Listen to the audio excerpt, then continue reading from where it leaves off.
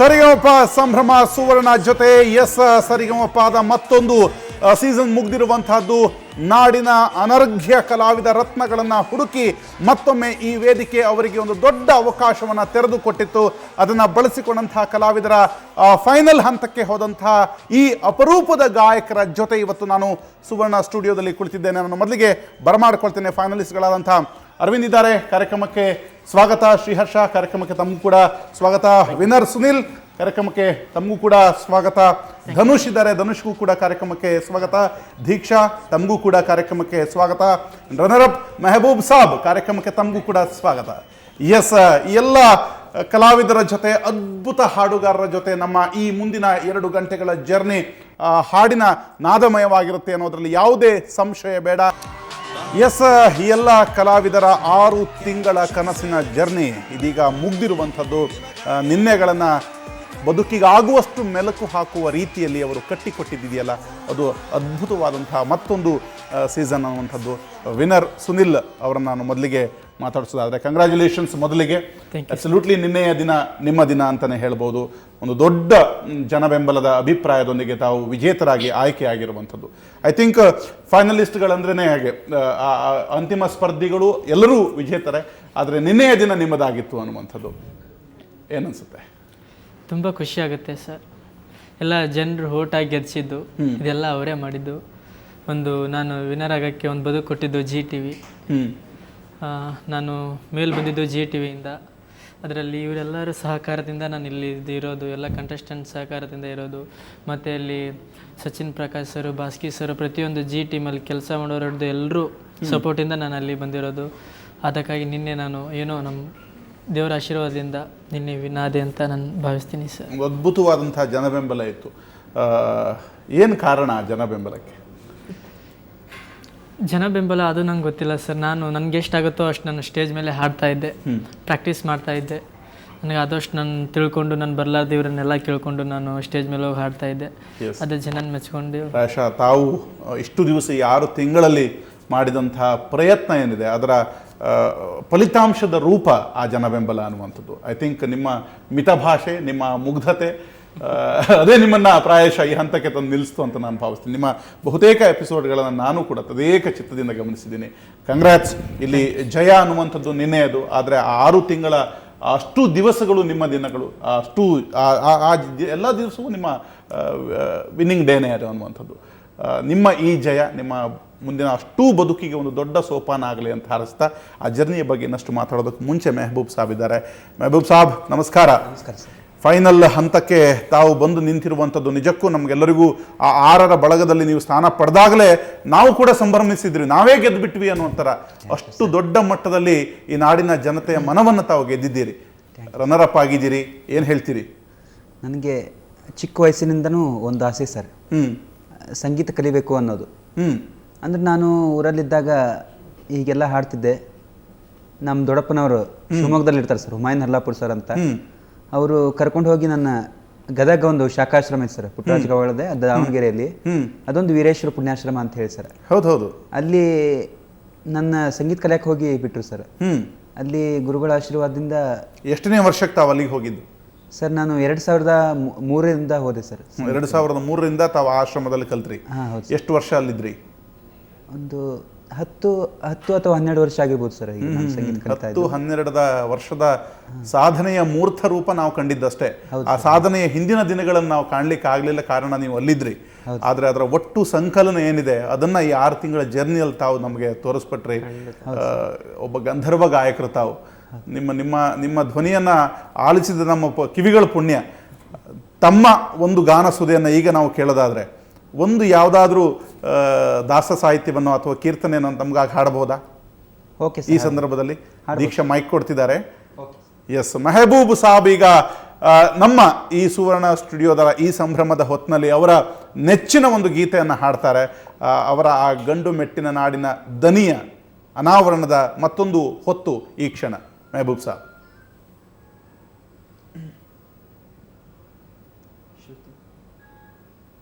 ಬೇಕಪ್ಪ. C sharp ಹಾಕ್ರಿ.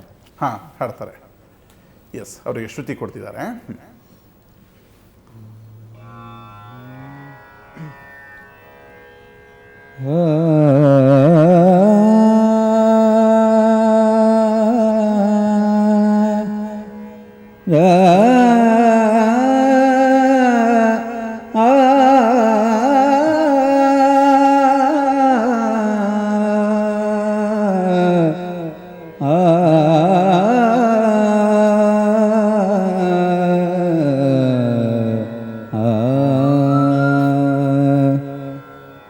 ಗುರುವಿನ ಗುಲಾಮನಾಗುವ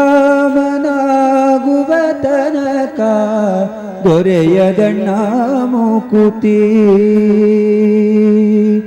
ಗುರುವಿನ ಗುಲಾಮನಾಗುವ ತನಕ ದೊರೆಯದಣ್ಣ ಮುಕುತಿ. ಪರಿಪರಿಯನೇಕ ಶಾಸ್ತ್ರವನೋದಿ ವ್ಯರ್ಥವಾಯಿತೋ ಭಕುತಿ. ಪರಿಪರಿಯನೇಕ ಶಾಸ್ತ್ರವನೋದಿ ವ್ಯರ್ಥವಾಯಿತೋ ಭಕುತಿ. ಗುರುವಿನ ಗುಲಾಮನಾಗುವ ತನಕ ದೊರೆಯದಣ್ಣ ಮುಕುತಿ.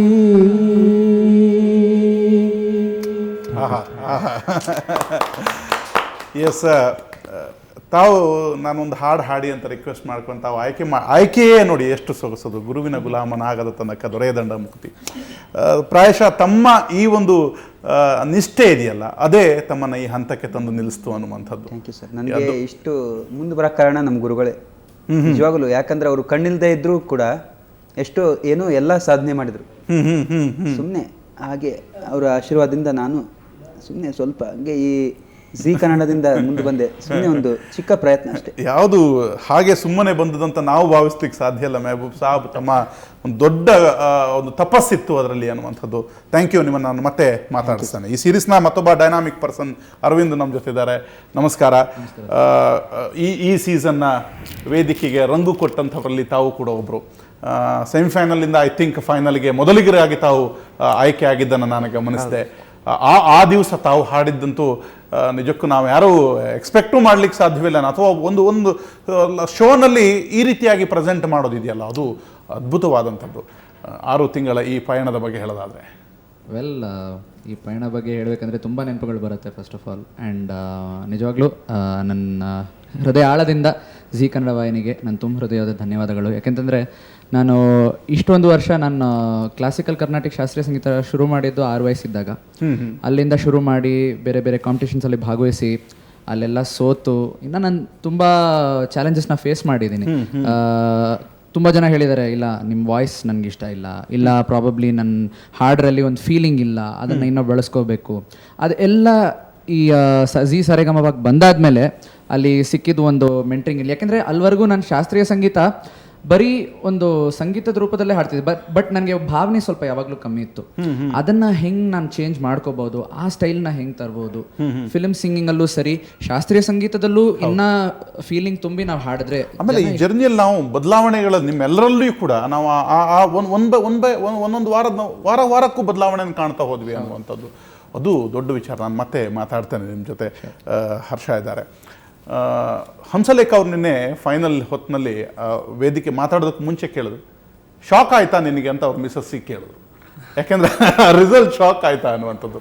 ಯಾಕೆಂದರೆ ಒಂದು ದೊಡ್ಡ ನಿರೀಕ್ಷೆ ತಮ್ಮ ಮೇಲೂ ಕೂಡ ಇತ್ತು ಅನ್ನುವಂಥದ್ದು. ಶ್ರೀಹರ್ಷನ ಮೇ ಬಿ ಈ ಸೀಸನ್ನ ವಿನ್ನರ್ ಆಗಬಹುದು ಅನ್ನುವಂಥದ್ದು. ನಾನು ಆಗಲೇ ಹೇಳಿದೆ, ನಿನ್ನೆ ದಿನ ಸುನಿಲ್ದಾಗಿತ್ತು, ನಾಳೆಯ ದಿನ ನಿಮ್ಮದಾಗಬಹುದು. ಆದರೆ ತಾವು ಆ ವೇದಿಕೆಗೆ ಕೊಟ್ಟಂತಹ ಗೌರವ ಇದೆಯಲ್ಲ, ಆ ವೇದಿಕೆ ಕೊಟ್ಟಂಥ ಒಂದು ಪುರಸ್ಕಾರ ಇದೆಯಲ್ಲ, ಅದು ನಿಜಕ್ಕೂ ನಾವು ಇನ್ನೂ 10 ಸೀಸನ್ ಆದರೂ ನಾನಂತೂ ನೆನ್ಪಿಟ್ಕೋಬೇಕೇನೋ ಅಂತ ಒಂದು ದೊಡ್ಡ ಅನುಭವಜನ್ಯ ಜರ್ನಿಯನ್ನು ತಾವು ಅನುಭವಿಸಿದ್ರಿ.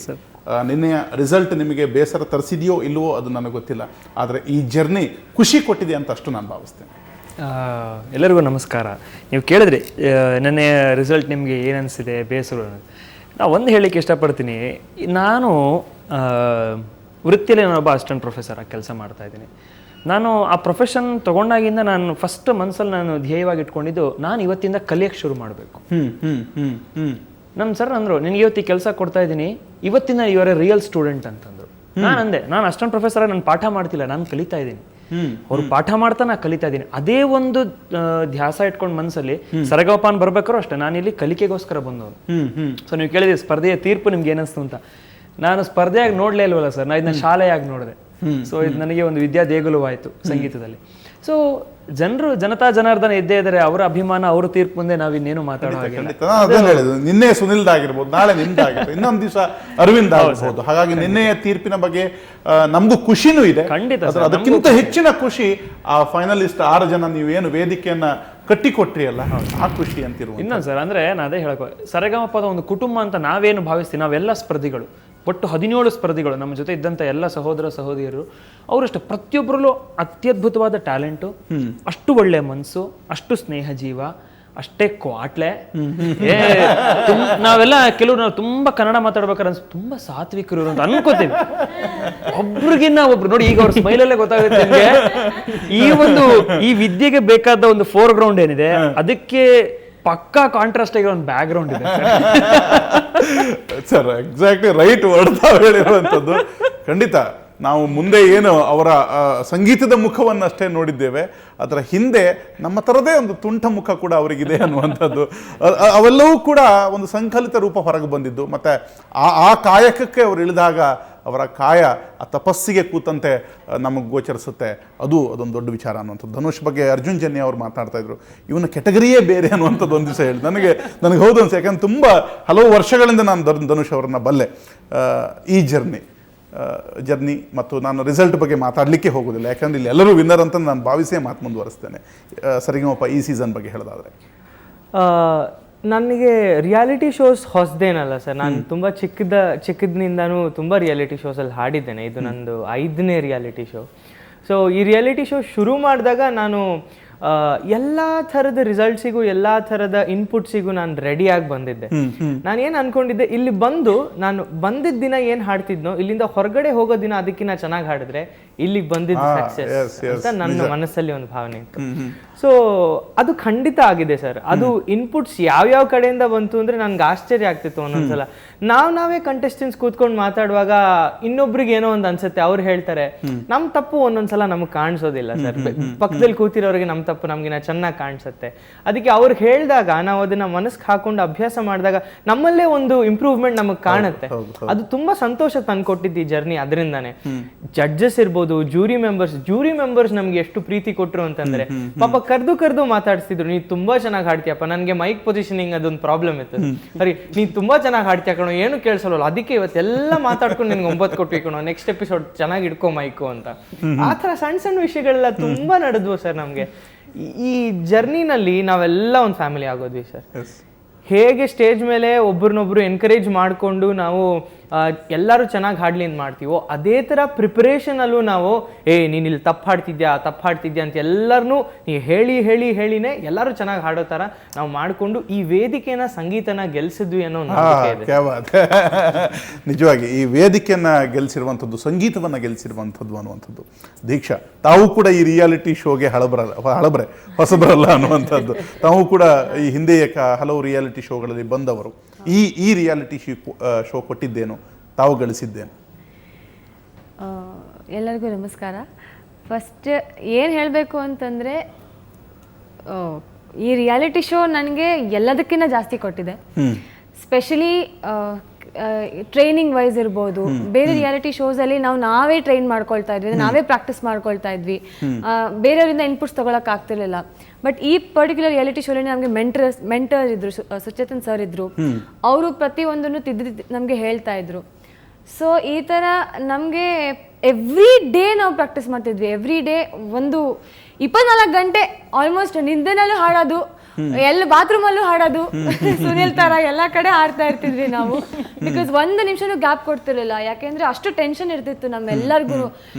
ಯಾರನ್ನ ಎಲಿಮಿನೇಟ್ ಮಾಡ್ತಾರೆ ನೆಕ್ಸ್ಟ್ ರೌಂಡ್ ಅಲ್ಲಿ ಅಂತ ಅಷ್ಟು ಟೆನ್ಷನ್. ಪ್ರತಿಯೊಂದು ಎಪಿಸೋಡಲ್ಲೂ ಅಷ್ಟೇನೆ, ಎಲ್ಲರೂ ಚೆನ್ನಾಗಿ ಹಾಡ್ಬಿಟ್ರೆ ಏನಪ್ಪ ಅಂತ. ಸೊ ಪ್ರಯರ್ ಪ್ರಿಪ್ರೇಷನ್ ತುಂಬಾ ಮಾಡಿದೀವಿ ಎಲ್ಲರೂ.